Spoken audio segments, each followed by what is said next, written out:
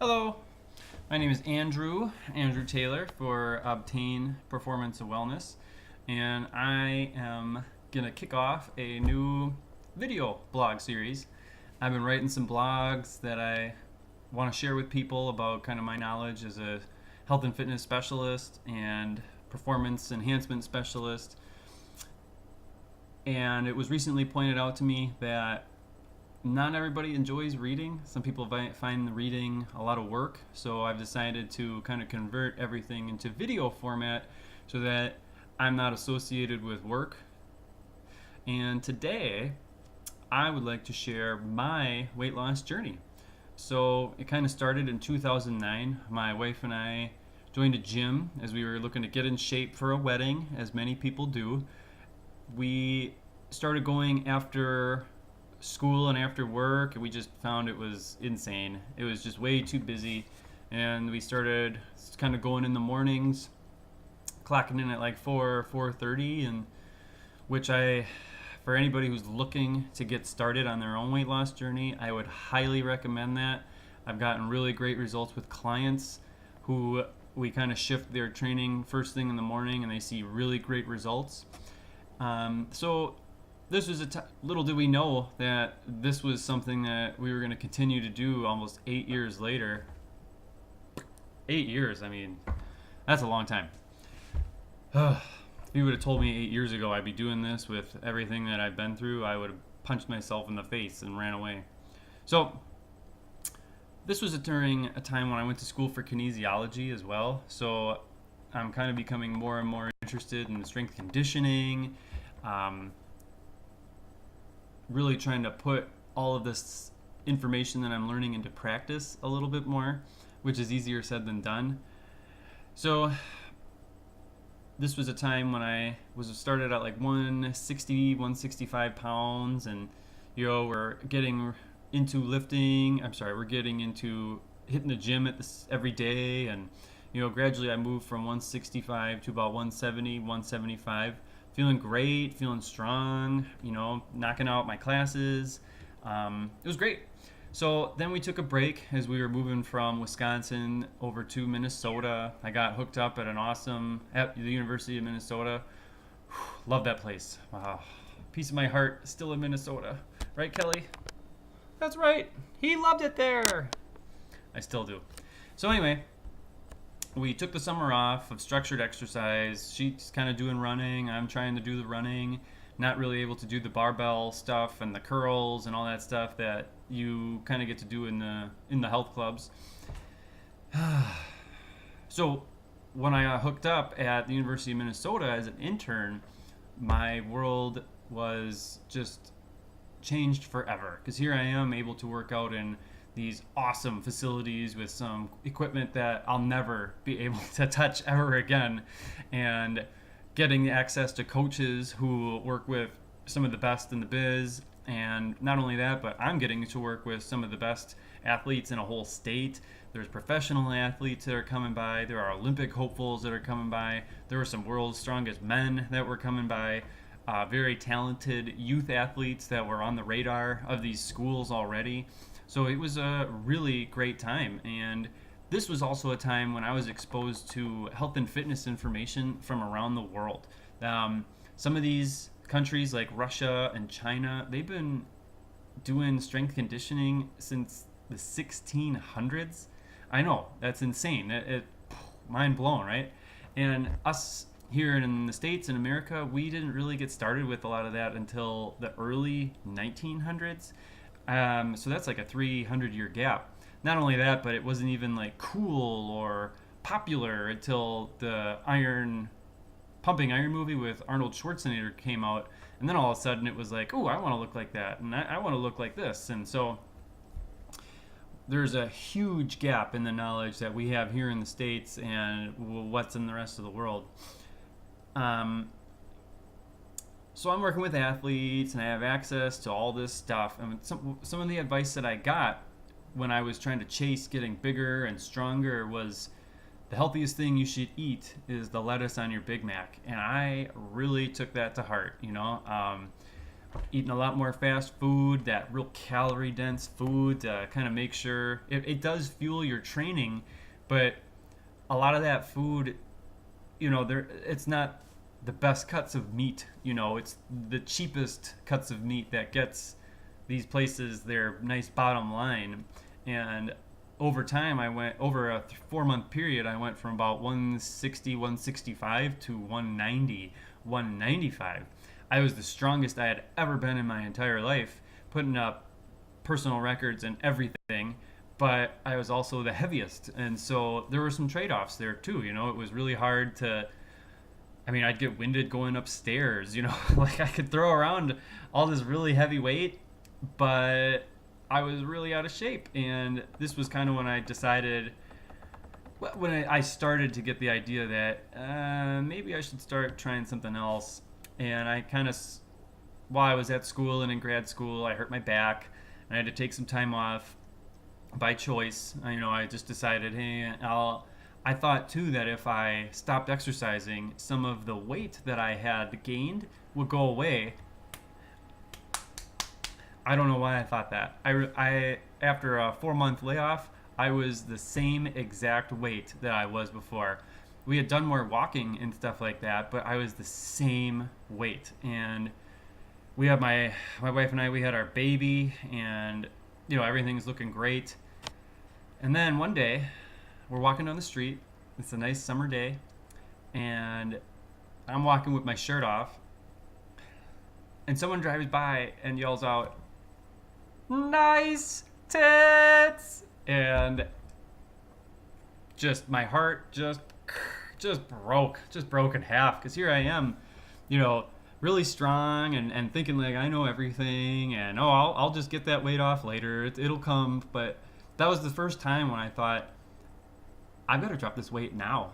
I had kind of noticed as a personal trainer at the health clubs, everybody filters your advice via how you look. So I was kind of a little bit bigger and a little bit thicker, and I have all these great certifications. I have this great education. I've got all this wisdom from doing this for a long time.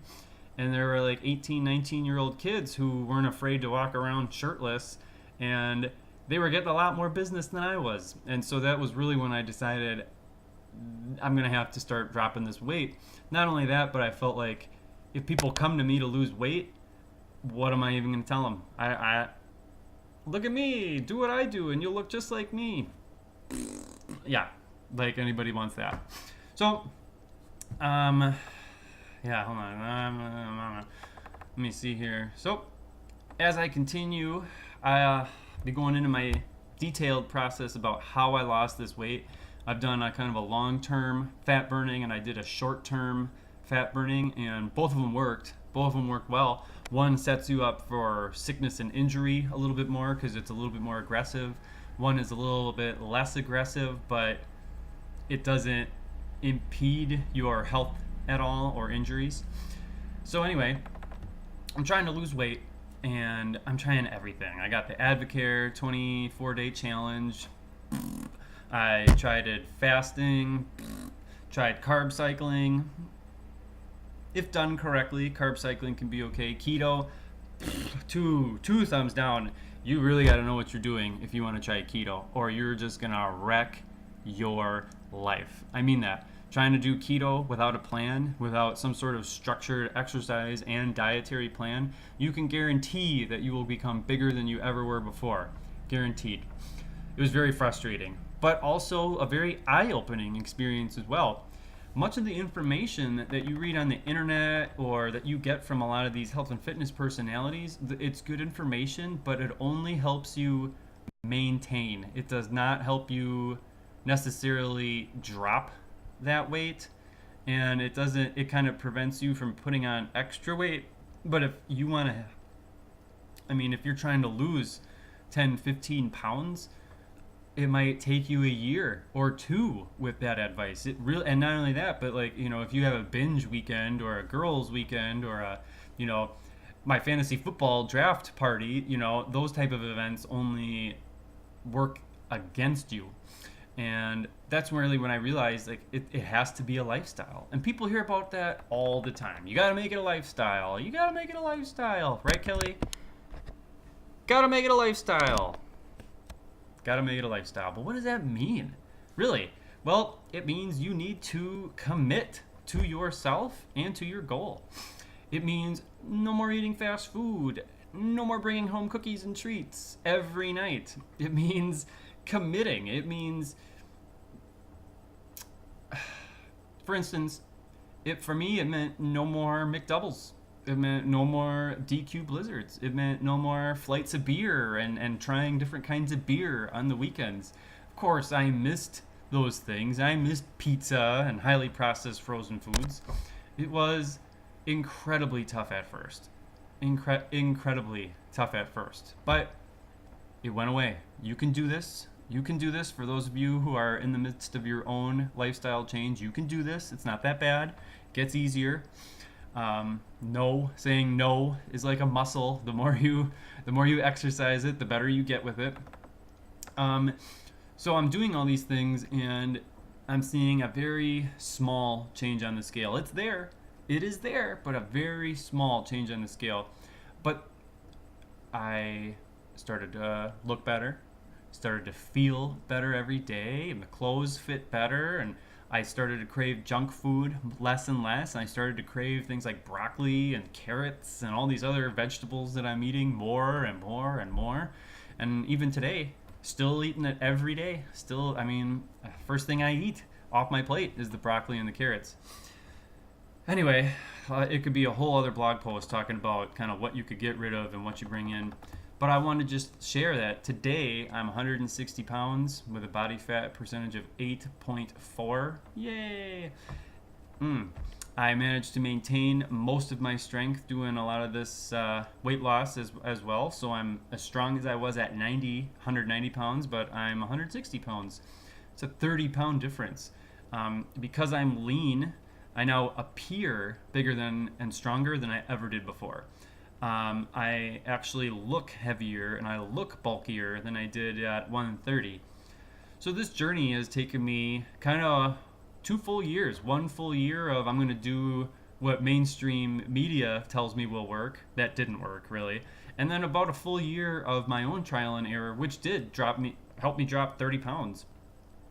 Most of it body fat. So sure, there was trial and error, mainly errors at first. But I chose to make it a lifestyle, and because of the commitment, I was able to rebound. And nowadays, I still enjoy desserts, I still enjoy junk food, but in moderation. 2 years ago, we were eating, it's hard to say this, but I was eating out like 1 meal a day. I was fast food and restaurants. But now my whole family and we eat out maybe once a week, which is insane. It really is. I think last month in September of 2017, we only ate out twice as a family the whole month. I mean, that's kind of crazy by today's standards in this busy, I gotta go lifestyle. I mean, imagine. It takes a crap ton of planning. It really does. Planning what you're gonna eat that day, planning groceries, planning meals throughout the week, but that's how you win in this game of trying to maintain health and be healthy is planning. I mean, if you fail to plan, you plan to fail. And I think a lot of people would listen to what I'm saying right now and say, you're just obsessed. You are obsessed. That is an unhealthy thing. But at the same time, what's more unhealthy? High blood pressure and pre-diabetes, or I'm a little bit more particular about what I choose to eat. And I mean, to each their own. I'm not going to say which is right and which is wrong, but I will say that I'm probably going to live longer and healthier than somebody who chooses the other route.